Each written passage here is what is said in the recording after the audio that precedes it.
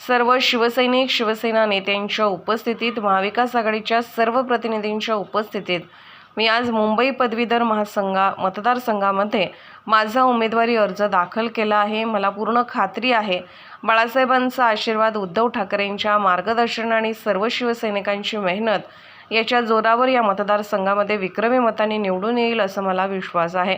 हा मतदारसंघ शिवसेनेचा पारंपरिक मतदारसंघ आहे हे मला माहिती आहे। समोरून कोण येतंय कोण नाही याचा मी विचार करत नाही। मी माझी निवडणूक माझ्या ताकदीवर, माझ्या पक्षाच्या ताकदीवर लढतो। लोकसभेच्या निवडणुकीशी तसा काही संबंध नाही, परंतु उद्या आम्ही जिंकणार आहोत आणि त्याच्यामुळे पुढच्या निवडणुकीला आनंद द्विगुणित झाला असेल।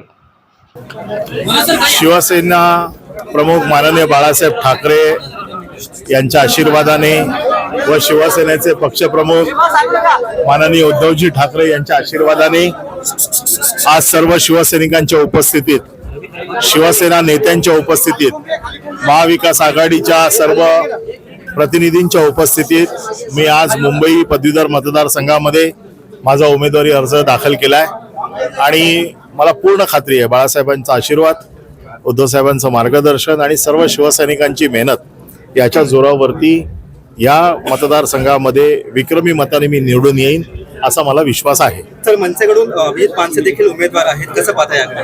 मला माहित नाही कोण कुठला उमेदवार आहे, मला फक्त माझ्या शिवसैनिकांची ताकद आणि हा मतदारसंघ शिवसेनेचा पारंपरिक मतदारसंघ आहे हे मला माहिती आहे। समोरून कोण येतंय कोण नाही याचा मी विचार करत नाही।